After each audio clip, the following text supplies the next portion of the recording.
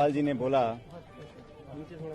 पिछले कुछ समय से हमारे कुछ साथी विधायक दिल्ली में आए हुए थे और हम लोगों के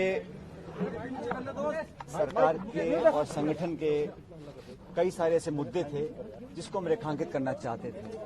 और मैंने जो इशू उठाया था, चाहे वो देशद्रोह का मुकदमा एसओजी वाला हो या हमें काम करने का जो तरीका था उसमें जो आपत्तियां थी, उन सब के बारे में हमने बताया। और मैंने शुरू से इस बात को कहा कि जो मुद्दे हैं वो सैद्धांतिक हैं और मुझे लगता था कि पार्टी के हित में उन बातों को उठाना बहुत जरूरी था।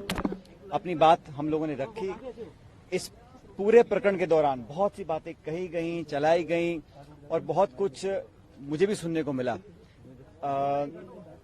व्यक्तिगत रूप से कुछ ऐसी बातें बोली गई जो मैं समझता हूं मुझे भी आश्चर्य उन बातों पर हुआ, लेकिन मुझे लगा कि संयम और विनम्रता हमेशा बनाए रखनी चाहिए। राजनीति में व्यक्तिगत दुर्भावना की कोई जगह नहीं है।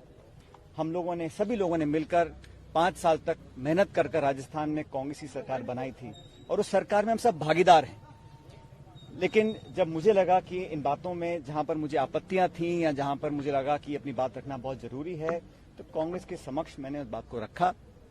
मुझे खुशी है कि कांग्रेस अध्यक्षा ने, पूर्व अध्यक्ष राहुल गांधी जी ने, प्रियंका जी ने, हम सब ने विस्तार से आज चर्चा करी और हमारे जो साथी विधायक हैं उन सब की बातों को, उन सबके कंसर्न्स को हमने प्लेटफॉर्म पर रखा है और मुझे आश्वासित भी किया गया है। मैं धन्यवाद देता हूं इस बात का कि ये 3 सदस्य कमेटी बनकर बहुत जल्द उन तमाम मुद्दों का निराकरण करेंगे जो मुद्दे हम लोगों ने उठाए हैं। मैं फिर कहना चाहता हूं, सैद्धांतिक मुद्दे थे, गवर्नेंस के इश्यूज से जो मैं चाहता था एड्रेस हों, ताकि पार्टी और सरकार उन वादों पर खरा उतर सके जिन वादों को कर हम सत्ता में आए थे।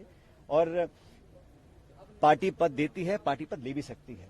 मुझे पद की बहुत लालसा नहीं है, लेकिन मैं चाहता था जो मान सम्मान स्वाभिमान की बात हम लोगों ने करी थी वो बनी रहे। राजनीति में आज 18-20 साल से मैंने जो योगदान दिया है व्यक्तिगत रूप से पार्टी के प्रति, पार्टी भी बात को जानती है और हमने हमेशा कोशिश करी है कि जिन लोगों ने मेहनत कर इस सरकार का निर्माण किया है उन लोगों की हिस्सेदारी, भागीदारी सुनिश्चित की जाए। मुझे खुशी है कि कांग्रेस अध्यक्षा जी ने आज जो कमेटी का गठन किया है और ये बात भी जैसे वेणुगोपाल जी ने कहा कि समयबद्ध तरीके से इन सब बातों को सुनकर इसका अच्छा निराकरण किया जाएगा। मैं समझता हूं ये एक स्वागत योग्य कदम है। इसके लिए मैं कांग्रेस अध्यक्ष का धन्यवाद देना चाहता हूं। जो आपके साथियों ने आपके बारे में बातें कही, जो व्यक्तिगत हमले किए और जो ये कहा कि बीजेपी के हाथों खेल रहे हैं आप, देखिए मैं ऐसा है आज से 1.5 साल पहले जब हम चुनाव जीतकर आए थे उस समय हमने कांग्रेस अध्यक्ष को ये निर्णय दिया था देने के लिए कि कांग्रेस का मुख्यमंत्री कौन बनेगा। उस समय अशोक गहलोत जी को मुख्यमंत्री बनाया गया और मुझे उप मुख्यमंत्री बनने की जिम्मेदारी दी गई थी और हमने लगातार काम किया।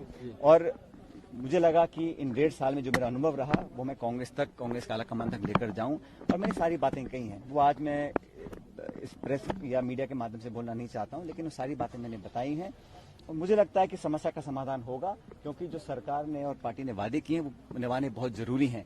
और मैंने कभी भी सुन लीजिए, हमने कभी भी इस प्रकार की भावना या भाषा या आचरण का उपयोग नहीं किया जो हमारे योग्य नहीं है। और मैं आज भी इस बात पर कायम हूं कि हम लोगों ने हमेशा एक दूसरे का सम्मान भी किया है, लेकिन पार्टी और सरकार के जो हित में था उसको हमने रखा है। और जितना भी लोग कुछ भी कहें, ये बात सच है कि हम लोग कांग्रेस पार्टी के न सिर्फ सिंबल पर जीत कर आए, लेकिन कांग्रेस पार्टी का काम कर हम सत्ता में आए थे और आज हमारी जवाबदेही बनती है कि हम कैसे उन वादों को पूरा करें।